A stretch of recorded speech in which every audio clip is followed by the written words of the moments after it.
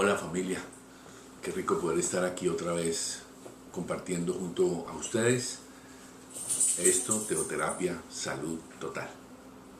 Somos el CENTI, New England. Gracias por acompañarnos, gracias por estar aquí con nosotros como todas las semanas, agradeciéndoles su cariño, sus oraciones, su respaldo, su actitud de estar pensando en la construcción y en la implantación del reino de Dios ahora, en este tiempo, en nuestras vidas, nuestros hogares, nuestras familias, nuestra comunidad. Un saludo de verdad muy especial, gracias por acompañarnos, gracias por seguirnos en manuelpinzon.net y en el canal de YouTube Manuel Pinzón. Ayúdenos a que estas palabras, la palabra de Dios, corra a muchas personas. Suscríbete ahí en el canal de YouTube y además hazla correr. Hazla correr, lo agradecemos, eso es lo que queremos, ese es el objetivo de esto. Queremos que Jesús llegue hasta el último rincón de los hogares, corra la palabra de Dios por la tierra. Bien, en esta oportunidad vamos a considerar una bonita enseñanza que nos tiene que llevar a reflexionar seriamente sobre cómo está nuestro corazón. Vamos a imaginarnos, usted imagínese, recree en su mente por un instante, que usted está en un edificio de 5 pisos. El edificio está encendido en llamas. Usted no conoce el edificio, no sabe la salida. El edificio además está a punto de derrumbarse. Imagine esa escena en la que usted está allí, en ese momento, viviendo esa situación. De repente, de manera milagrosa, usted recibe una llamada. Y es de alguien, de un amigo suyo, que le está llamando para saludar. Y usted en ese momento de angustia, el edificio en llamas, usted entiende que ese amigo que le está llamando conoce bien ese edificio, conoce bien las salidas. Y entonces usted le cuenta la situación que está viviendo. El edificio en llamas y a punto de derrumbarse. Este hombre, este amigo le guía a usted por teléfono, le dice qué hacer y usted finalmente sale. Y digamos que podríamos decir que para muchos hasta ahí llega la historia. Estaba en una situación difícil, estaba en peligro mi vida, se me había incendiado mi vida, mi hogar, mis negocios, mis relaciones interpersonales, mi vida a punto de derrumbarse y de pronto milagrosamente alguien un día llegó a usted, le habló del amor de Dios, le habló de Jesús, le habló de la teoterapia, le habló de la cruz del Calvario. Y usted logró salir y hoy usted está allí fuera del edificio, ya usted su vida no está en riesgo y entonces hasta ahí llegamos. Tristemente para muchos la historia llega hasta ahí y tristemente para muchos cristianos en eso consiste su aventura en la vida cristiana.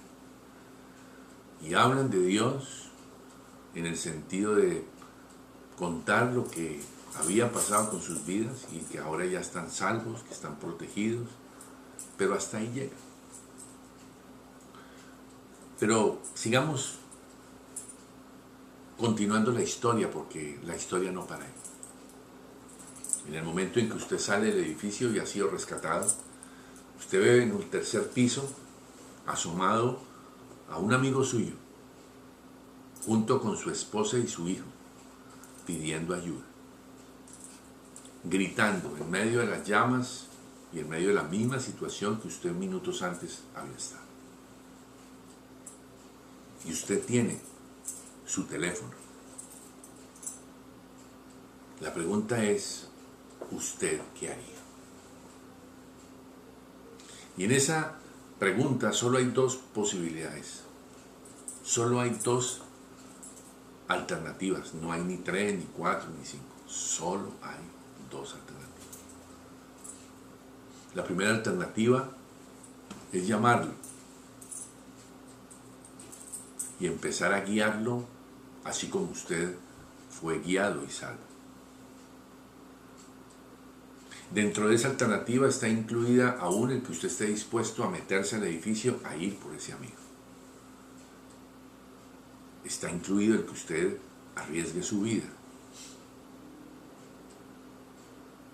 La segunda alternativa es que usted sea indiferente y usted diga, bueno, ya me salvaron, ya no es mi problema, que él se las arregle como puede.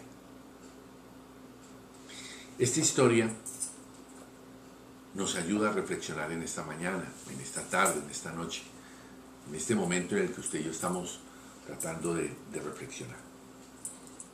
¿Por qué los cristianos, muchos, la mayoría de los cristianos, tienen una actitud dura de corazón, de indiferencia hacia quienes hoy tienen sus vidas incendiadas, sus hogares están derrumbando y están en medio de dificultades?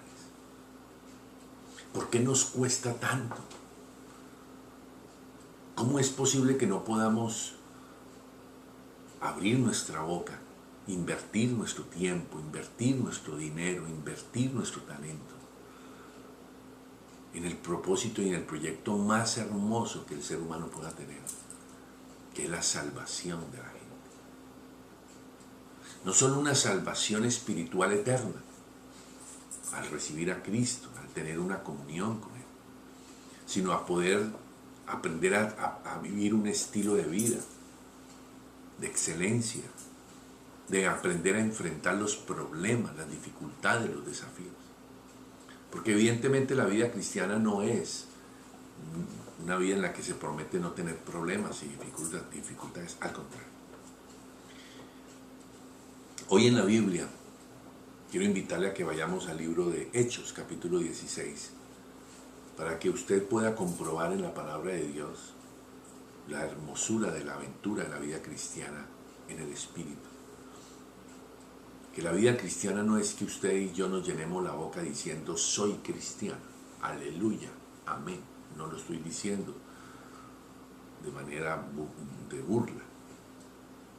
El problema es que en nuestros ambientes cristianos nos llenamos la boca diciendo que somos cristianos, pero no hacemos lo que se supone que debe ser hecho.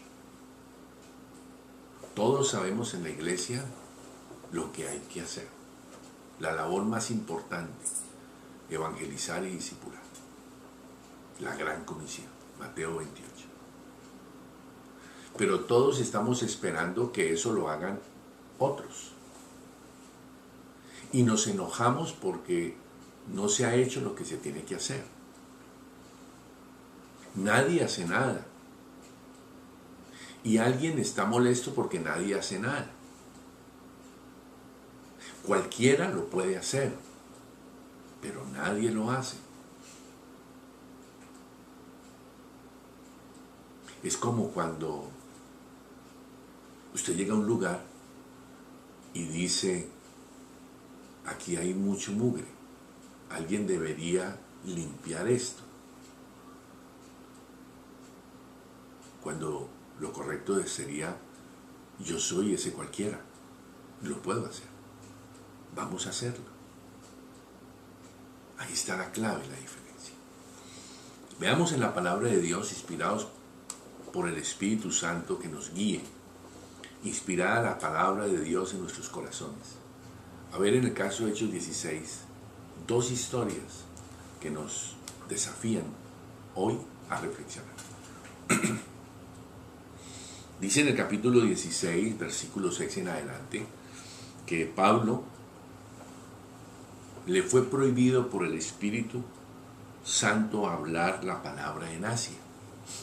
Pablo iba con un grupo de personas, porque habla en plural, iba rumbo a Asia. Estaban haciendo lo que había que hacer, evangelizar y discipular. Estaban haciendo lo que le es responsabilidad y característica a todo cristiano. Por eso yo quiero desafiarle a que usted entienda, un cristiano que no evangeliza y no discipula, debe revisar su corazón.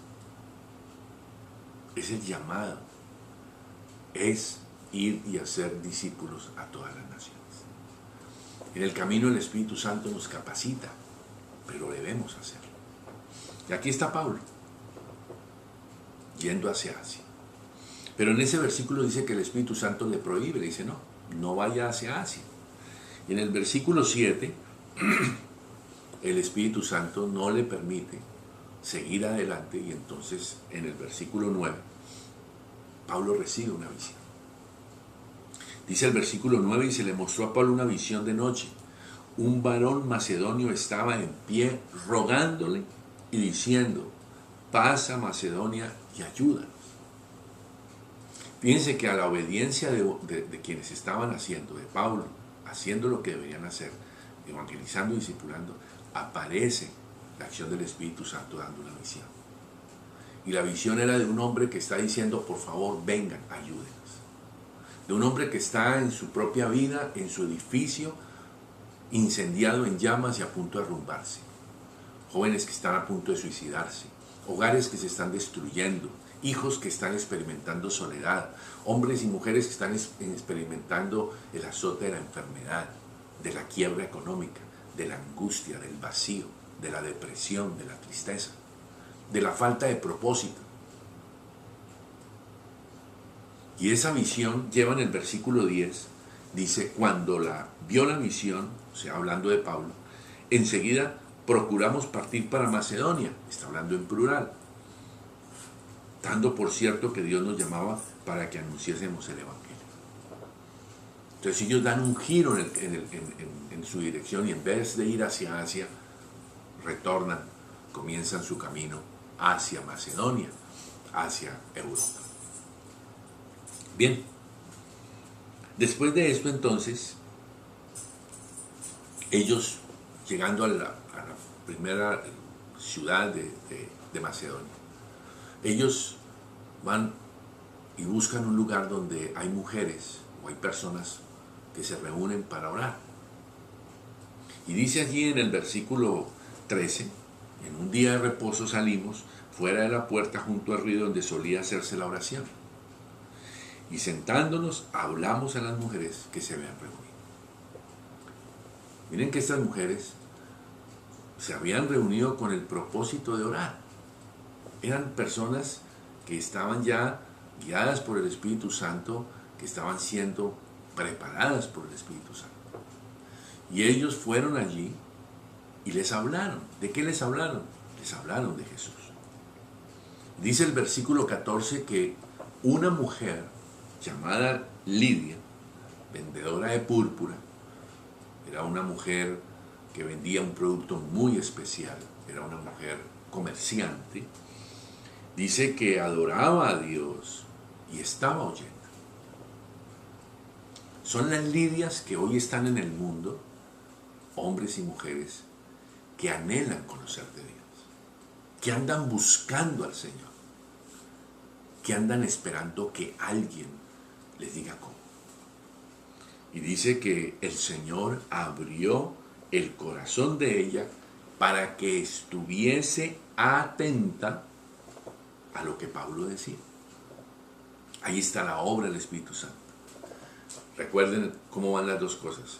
Uno obedece y la acción del Espíritu Santo aparece. No es al contrario. No es primero el Espíritu Santo y después nosotros, no. La obediencia activa el reino de Dios.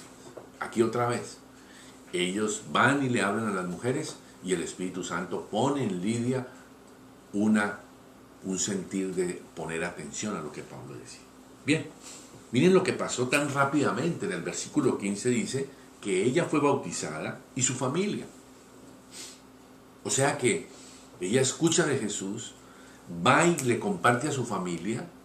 En ese versículo está todo resumido. Y esa familia recibe a Cristo, son bautizados.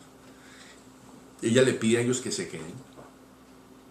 Y ahora saltemos al versículo 40. Dice en el versículo 40, entonces saliendo de la cárcel, unos salieron de la cárcel, ahora vamos a ver quiénes, entraron a la casa de Lidia. En casa de Lidia, ¿qué había? Y habiendo visto a los hermanos, los consolaron y se fueron. O sea que en la casa de Lidia, ¿qué funcionaba? La iglesia. Y cuando Pablo y Silas, que fueron llevados a la cárcel, ahora contamos la historia, llegaron allí en ese momento estaban los hermanos, la familia, no está hablando de hermanos de sangre, sino la iglesia reunida. Y allí recibieron cariño y consuelo. O sea, que a través de la vida de Lidia, en su casa se armó una iglesia. Y Lidia es considerada la fundadora de la iglesia cristiana en Europa. Ahora, volvamos al versículo 16 para ver una segunda historia. Viniendo de ese grupo, de ese tiempo de hablar con estas mujeres, dice que en el camino, versículo 16, le sale al encuentro una mujer, una chica, que tenía un espíritu de adivinación. Y entonces ella traía a sus amos mucho dinero de ganancia, haciendo todo el engaño con el que usaban eso. Y entonces lo hizo durante varios días, hasta que un día Pablo, en el versículo 18, ordena a ese espíritu que la deje. Ella, niña, es liberada y es sanada y restaurada. El mundo está llena de Lidias, gente profesional, comerciante, que están buscando a Dios. Pero también el mundo está lleno de chicas endemoniadas o esclavizadas, que representan hombres y mujeres en los que hemos estado esclavos de la amargura, del resentimiento, de drogas, de amor al dinero, de superficialidad, de sexo, de tantas cosas que se usan como droga, el mismo trabajo, que simboliza y representa a quienes están esclavos. Pero allí aparece Pablo, ora con autoridad y esa personita recibe sanidad. Fruto de eso entonces, a partir del versículo 19 hasta el versículo 24, los amos de esta mujer, que la esclavizaban y la explotaban económicamente, arman un alboroto en la ciudad y hacen que Pablo y Silas y todos terminen ellos en la cárcel. Terminan en la cárcel por hablar de Cristo. ¿Por qué? Esa es la pregunta que usted y yo podemos decir, pero ¿por qué si yo soy cristiano y estoy buscando a Dios, termino en problemas? ¿Por qué tengo que ir a la cárcel? Y mucho más ir a la cárcel por hablar de Cristo. Las dificultades son parte del desafío de Dios para generar fe y desarrollar fe. Nadie ha prometido, Jesús nunca prometió. Jesús dijo, en el mundo tendréis aflicción. Y por supuesto, eso simboliza de que quien vive en el mundo y ama las cosas del mundo va a recibir aflicción. Pero también significa que como cristianos, viviendo en este mundo caído, viviremos y sufriremos también aflicción. Bien, ellos los llevan a la cárcel, versículo 22, los ordenan que los azoten. Piense por un instante lo que es el azotar a una persona, lo que genera el azotar. Después los llevaron a la cárcel, los mandaron, les pusieron cepo y los mandaron al calabozo de más adentro, dice la Biblia. Pero miren lo que dice en el versículo 25. Estos que habían sido presos y que están allí, después de haber sido azotados, estar con las manos y pies atadas, dice, pero a medianoche, versículo 25, orando Pablo y Silas cantaban himnos y los presos los oían. Estaban alabando a Dios. aún físicamente, después de ser uno azotado, alabar a Dios, cantar. ¿Cómo es posible? Es posible viviendo en el Espíritu. Y entonces, versículo 26, aparece un gran terremoto. Y ese terremoto, ese temblor hace que las puertas se abran y las cadenas se caigan. Fíjense lo que estamos viendo. Nuevamente, Pablo y Silas obedecen lo que la Biblia enseña. Adorar y alabar a Dios en cualquier circunstancia, aunque estemos dolidos físicamente o emocionalmente. Alabar y adorar al Señor. Y ellos lo estaban haciendo y viene la acción del Espíritu Santo, un terremoto, rompe las cadenas, la alabanza y la adoración rompe cadenas, abre puertas, las puertas que están cerradas para su vida, las cadenas que han estado esclavizando su vida en medio de la adoración y la alabanza, usted es libre, se caen las cadenas. Y entonces, en el versículo 27 el carcelero, cuando él se despierta y ve las puertas abiertas, él quiere suicidarse, él se iba a matar, porque sabía que él pensó que ellos habían escapado y sabían que la pena por lo que tenía que venir para su vida era que era ejecutado por perder a los miembros de la cárcel, pues a los que estaban allí detenidos. Y Pablo entonces, en el 28, a gran voz le dice: no te hagas ningún mal, pues aquí estamos. Y él inmediatamente entonces viene otra vez la acción del Espíritu Santo. Dice, él entonces, versículo 29, pidiendo luz, se precipitó adentro y temblando se postró a los pies de Pablo y de Silas. Pidiendo luz. La gente está pidiendo luz. Y usted y yo tenemos a Jesucristo, la luz del mundo, en nuestro corazón. Pero no la sacamos, no la decimos. Y él pide luz y se postra y hace la gran pregunta que todo el mundo hace. Versículo 30. Señores, ¿qué debo hacer para ser salvo? Y esa respuesta la tiene usted, esa respuesta la tengo yo. Y lo único que tenemos que hacer es abrir la boca, disponer el corazón, invertir tiempo, invertir nuestros talentos, invertir dinero para que la obra de Dios continúe, la salvación del mundo sea posible. Ellos le dijeron, cree en el Señor Jesucristo, serás salvo tú y toda tu casa. Y cuando él escucha casa, entonces en el 32 les hablaron la palabra del Señor y él mismo en el 33 le lavó las heridas, les curó las heridas a él y enseguida se bautizó. O sea que inmediatamente que él recibe a Cristo, él empieza a servirlos a ellos cuando era antes el que los estaba así, cuidando ahí en la cárcel, cuidando entre comillas. Les sirve, les limpia las heridas y entonces se bautiza. Ellos lo bautizan y entonces dice que se bautizaron en el versículo 33 con todos los suyos. O sea, ¿cómo así con todos los suyos? ¿Dónde estaba la familia de él? Pues en la casa. No estaban en la cárcel. Pero dice que llevándolos a su casa, versículo 34. Es decir, el hombre abandona la cárcel, se va a su casa, lleva a Pablo y a Silas. Eso era el riesgo de que él podía morir. Porque si en ese interín llegan los alguaciles, lo matan. Sin embargo, a él era importante ir por la salvación de su familia. Los lleva a su casa, les comparten de Cristo. Dice que se regocijó con toda su casa de haber creído en Dios. Los puso a la mesa. Eso no fue una entrada por salida, sino los sentó. Y volvieron otra vez a la cárcel. Ya el resto de la historia no es lo importante aquí. Por eso, familia, yo quiero invitarles a que ustedes reflexionen.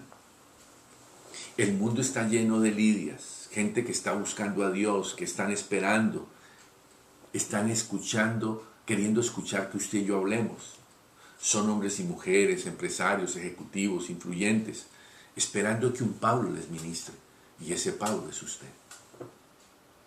El mundo también está lleno de chicas y chicos esclavizados, de tristeza, opresión, culpa, depresión, engaño, amor al dinero, drogas, sexo, esperando que un Pablo vaya, ore y lo libere. Y ese Pablo es usted.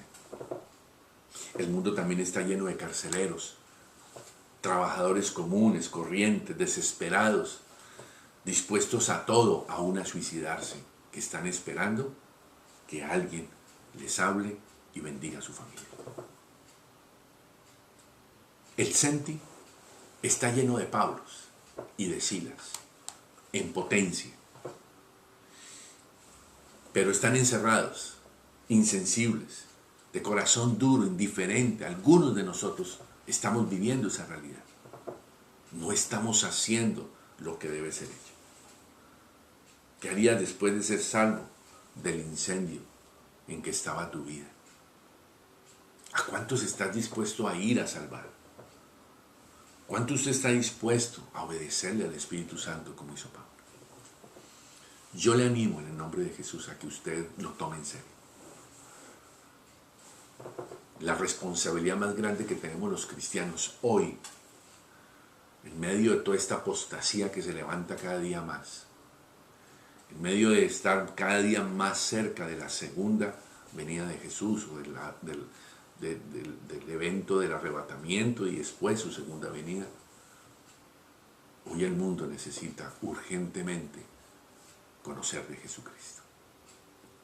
Yo le animo en el nombre de Jesús a que usted se arrodille, genuinamente se arrodille, y usted evalúe en su corazón cuánto realmente es esto importante para usted, cuánto usted realmente ama a Jesús, cuán grato está su corazón, cuánto usted entiende la cruz del Calvario. La iglesia no es un club para ir a descansar, para ir a estar sentados, a que nos atiendan, a que nos hagan spas espirituales y emocionales. La iglesia tiene que estar en tu casa.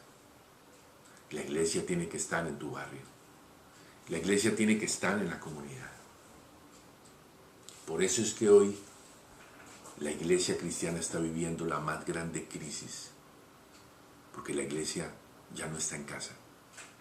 La iglesia ahora está en locales grandes, megas iglesias, pero no está en la familia. Yo le animo en el nombre de Jesús. Le hago el desafío. Ven, ayúdanos a ganar el mundo para Cristo. Ven, invierte tu tiempo, invierte tus talentos, invierte tus diezmos para que la obra de Dios pueda continuar y siga adelante. No te estoy pidiendo limosna, estoy pidiendo tu vida por lo que Jesús hizo en la cruz por ti y por mí. Porque los que están allá en ese edificio incendiado bajo llamas, tus amigos, tu familia, también son muy valiosos y Dios los ama. Solo que el Santo Espíritu de Dios ha entregado por voluntad del Padre y de Jesús en tus manos y en las mías la responsabilidad de salvarnos. Un día alguien habló a tu corazón. Quizás yo hoy estoy hablando a tu corazón. Invita a Cristo a tu corazón. Dale una oportunidad. Vamos a orar en el dulce nombre de Jesús, a pedirle al Espíritu Santo que sensibilice este corazón duro. En el dulce nombre de Jesús. Ya saben, familia, esto es teoterapia, salud total. Vamos a orar.